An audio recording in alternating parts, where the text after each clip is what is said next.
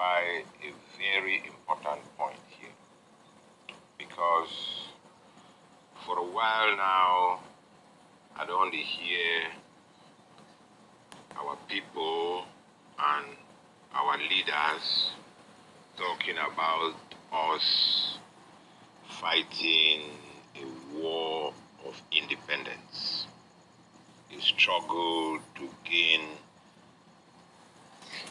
independence and stuff like that. I don't know if now some new independence again from French Cameroon or from the UK or from the UN or now from who, I don't understand, because it is just so totally wrong and so dangerous.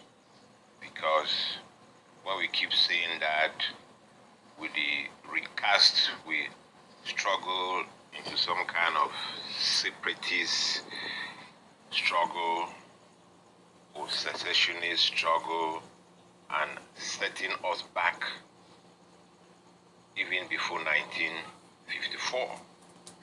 And I will try to explain why. Now, we struggle or we war of national liberation from occupation and annexation, because that is exactly what this struggle and this war is about. It is a war of national liberation to restore the territorial integrity of Ambazonia as obtained since 1922. Okay. It is not to seek independence, because we already obtained independence as early as 1954. And I will explain why, because that would seem a bit confusing to some who think that we are even still seeking independence in 2021. No, we are not seeking any new independence anymore. So we should stop calling this struggle or this war a war of independence. It is wrong, it is dangerous, and it only confuses with people and the international system. We have to know that the context of the struggle is international law. Okay. The legality, the constitutionality of the struggle is based on immutable historical facts going back to 1913, pretty much. Going back to the Anglo-German Treaty of 1913 that established our western boundaries with Nigeria, and the Versailles Treaty of 1919 that established our eastern boundaries with French Cameroon. These boundaries under international law are immutable. They can never be changed until the war comes to an end. We can choose to associate with whoever we want to associate, just as all over the world you have regional associations, you have the African Union, you have ECOWAS, you have CEMAC, you have the EU, you have all kinds of association of nations, all kinds of commonwealth of nations. That's okay. But that has nothing to do with their territorial integrity. Okay? So we need to get that clear. Now, why I say that we are not seeking independence, we are not fighting a war of independence, but a war of national liberation, because our independence, our territorial integrity had been guaranteed since 1922, when the League of Nations mandate system was set up, okay, and confirmed by the UN trusteeship system in 1946. One point I need to make here too is I need to address this issue of decolonization, because I hear some of our leaders also talking confused talk about decolonization, going back to the UN to complete its botched decolonization process. That one too is so dangerously wrong. And it just tells me that they don't have any grounding in the history or in international law itself. The UN is true with us. To start with, we were not a colony. Yes. We were never a colony since 1919. We were part of German Cameroon before 1919. After 1919, we're no longer anybody's colony. So, we were really not decolonized.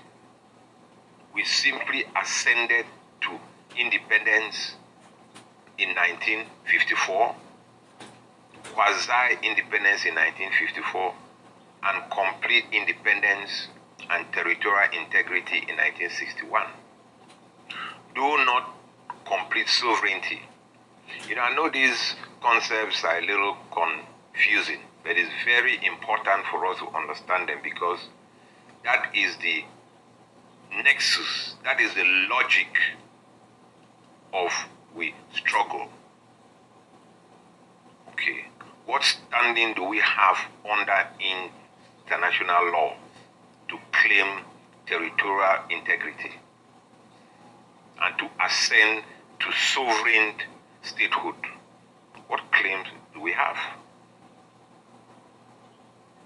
We have to know, so we know what we are fighting for.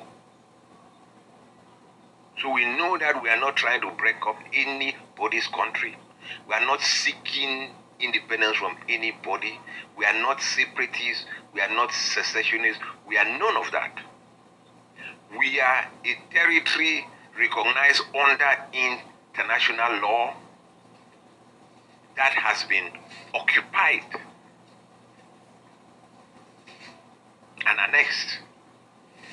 And we are fighting to liberate it and to attain sovereign independence.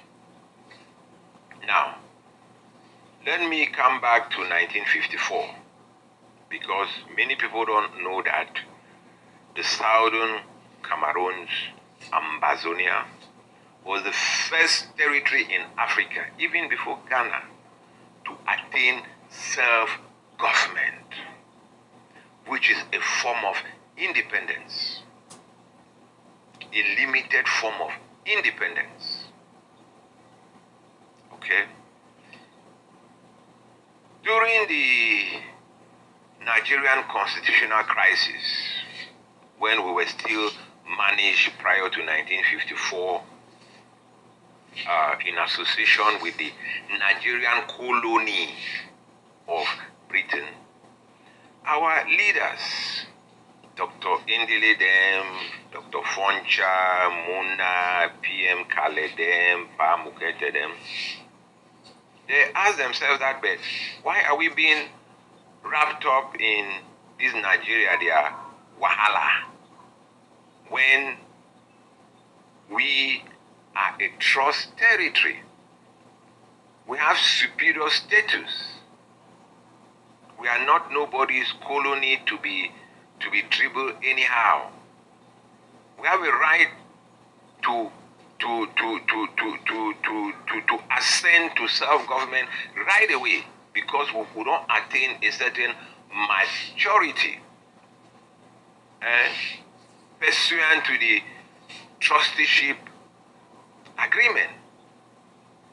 We were supposed to be prepared for unconditional independence and sovereignty as soon as we attain maturity. So we can request right now, make a request to the UK and to the UN to attain self-government in Boya right now. And the UK and the UN really had no choice because they were just caretakers. This was a trust. You see, it is like picking where the papa die, with the picking still young. And the state, the courts, appoint a trustee, a caretaker over the picking affairs until that picking attain maturity, until that picking become a major to automatically, unquestionably assume control over their estate and their affairs. So we were within with rights, and God bless Indile them. They had the knowledge and the foresight to demand what was our self-government, because we had already attained a certain level of maturity. We're a very advanced territory. So that's how we ascended to self-government in Boya in 1954 and statehood, because we basically attained the same status like Australia, New Zealand, Canada, and the rest, because they too had prime ministers. We only shared a head of state, a president, who was the Queen of England. But we were virtually independent countries because we had self-government.